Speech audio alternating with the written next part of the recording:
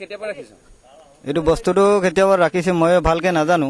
হ'লেও আজি 1-1.5 মাহৰ পৰা হ'ব নেকি এইবিলাক খেল কাৰ নাম নিয়াজুদ্দিন আমাৰ কোলালিটোৰ নাম কোলালিৰ নাম সি আহে নাই ইয়াত সি ৰাতি আহিলেও আমি দেখা নাই আকৌ গুচি যায় মোক দেখা নিদিয়ে মই তোৱা নাই সিয়ে থৈ পেলাই গৈছে মানে হেৰি আৰু কোন কোন থাকে ইয়াত ইয়াত মই অকলে আছো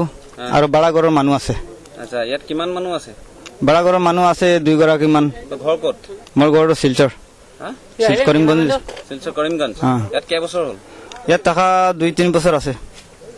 2-3 বছৰ হ'ল কোনোবাই থবলৈ দিছিলে নি বস্তু ইয়াত থোৱা বস্তু সিহঁতে থৈছে পাৰে তাৰমানে এইটো বিহুবৰ কিবা কৰিবলৈ মন আছিলে নি বিহুবৰ কৰিবলৈ মন আছে কি নাই এইটো ভালকে মই নকব নোৱাৰো সিহঁতৰ প্লানটো মই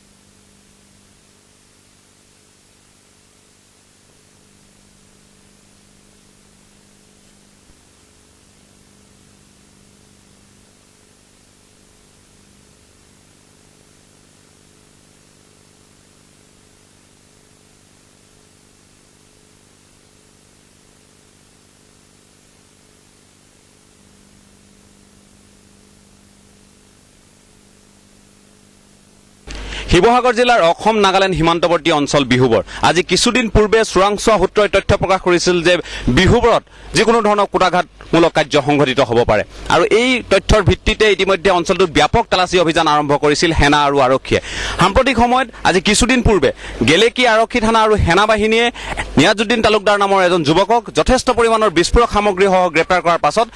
বিহুবৰ স্থিতত তেখেতৰ ভিনিয়েকৰ ঘৰতো সেনা আৰু আৰক্ষীয়ে ইতিমধ্যে উদ্ধাৰ কৰিবলৈ সক্ষম হৈছে যথেষ্ট পৰিমাণৰ বিস্ফোৰক পদাৰ্থ আৰু এই ঘটনাই অঞ্চলটোত তীব্ৰ চাঞ্চল্যৰ সৃষ্টি কৰিছে সঁচাই বিহুবৰ আছিল নেকি সন্ত্ৰাসবাদীৰ কুটাঘাতৰ লক্ষ্য এয়া এতিয়া ৰাইজৰ মনত এক নতুন প্ৰশ্ন কেমেৰামেন চান্দু দাসৰ সৈতে